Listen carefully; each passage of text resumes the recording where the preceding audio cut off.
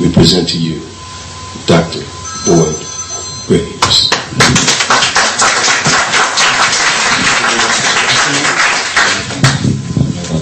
Thank you all very much, and certainly after last evening and the level of professionalism of the people here in New Jersey, unmatched. We have been around this country and around the world, but the level of professionalism and the events of the last maybe 36 hours show that we have something here in New Jersey, that indeed New Jersey is becoming the first state to address the issue of the synthetic origin of HIV and AIDS.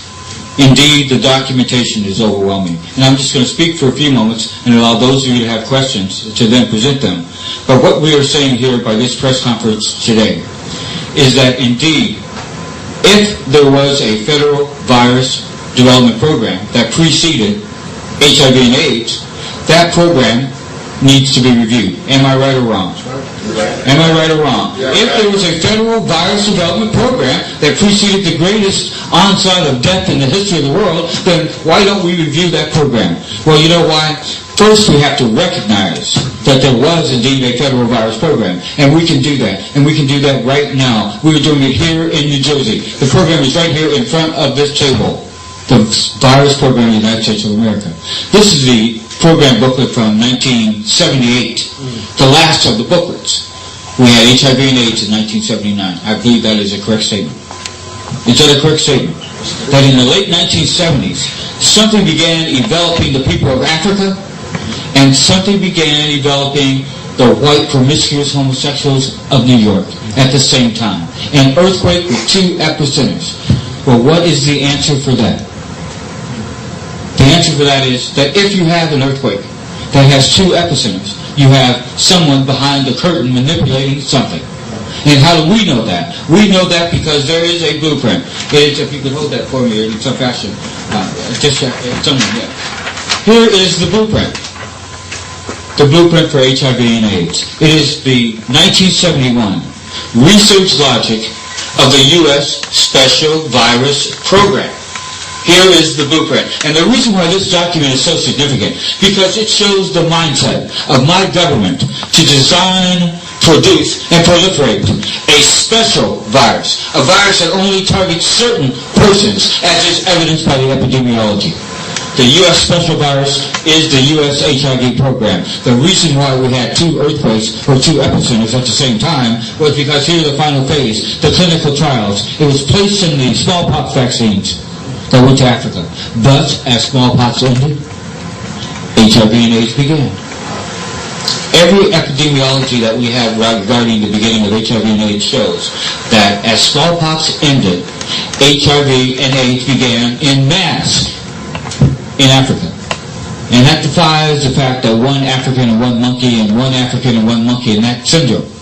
HIV and AIDS began in mass in the late 1970s as a result of the U.S. Special Virus Program and the complementation of that vaccine with this special virus that shows the development of HIV over a period from 1962 to 1978. Thanks for holding that, because I don't want you to stand up here all the way. The point is, there are 15 of these progress reports of the U.S. Special Virus Program. These progress reports need to be reviewed by the best and the finest medical doctors and scientists in the world. We demand it. We demand it. How dare you have a federal virus development program that precedes the greatest onslaught of murder in the history of the world, and you don't want to acknowledge the program, and you certainly don't want to review it? The people demand it. We demand a review of the U.S. Special Virus Program, and I'll address any question on this issue, and we will debate any person in this country or around the world on this issue. This federal program lies at the heart of HIV and AIDS. It needs to be reviewed. I hope you join me in that acknowledgement. Thank you very much. Here's our second point. If there is a cure for AIDS that has been patented by the United States and it is still on the shelf, that cure needs to begin to be placed into clinical trials. Am I correct? Correct. So if the United States has already patented the cure for AIDS, then we want to get it off the shelf. Is that correct? Yes.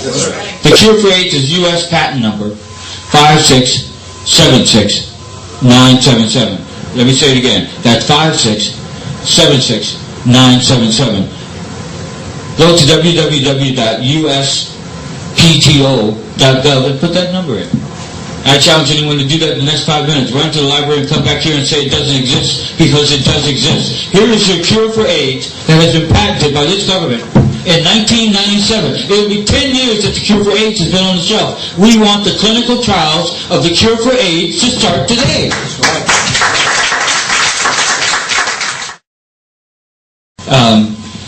Our angle here is that if we put aside all of the chatter, all that we thought we knew about HIV and AIDS, and that would include that French Gallo-Montagnier thing, what we find is that let us clear our mind.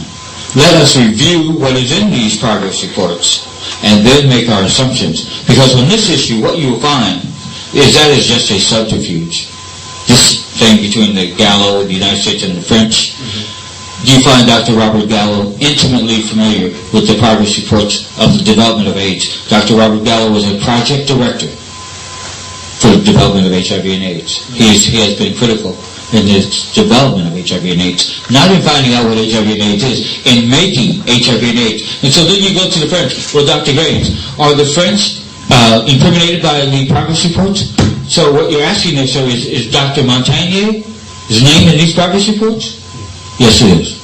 This is a concerted effort by the governments of the world, under the World Health Organization, to reduce the populations primarily of the Third World, as is evidenced by a number of U.S. government documents, particularly National Security Study Memorandum 200 from December of 1974, that Dr. Henry Kissinger presented at the World Population Conference in Bucharest, Romania in 1974. The outline for reducing the population of the Third World, because in essence as a threat to the United States and the Aryan race in essence, but also to reduce the population of the Third World vis-a-vis a means other than the atomic bomb, which would also destroy the infrastructure of Africa, but in a means that destroys the people of Africa, so Africa's resources are left for the United States and intact for the United States. These are in writing. National Security Study Memorandum, NSSM 200, represents the most graphic description of the U.S.'s plan to depopulate the Third World. Now, how did the homosexuals get in there? I'd be happy to answer that if that's a portion of your question. That's part of the question. Yes, sir. What they figured out was that in 1973, the conference was in Asilomar, California, A-S-I-L-O-M-A-R.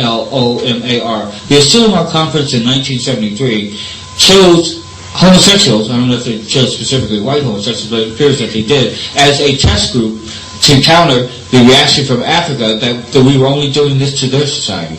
In NSSM 200, the African leaders balked at the fact that the United States is getting ready to do to Africa's citizens something that it wasn't willing to do to its own white citizens here in the United States. So they specifically recruited 1,086 white homosexuals to take an experimental hepatitis B vaccine. All 1,086 men died of AIDS. How are you? I'm looking at a copy of the patent, and I see words like production, isolation, detection, and I'm not a doctor. Can you just translate for me how this translates into a cure? Which patent number are you reading?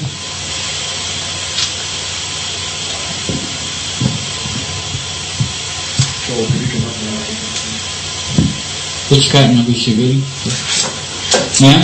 I'm looking through it to see. Because I think what you're reading is, just on what you just said, you're not reading from 5, 6,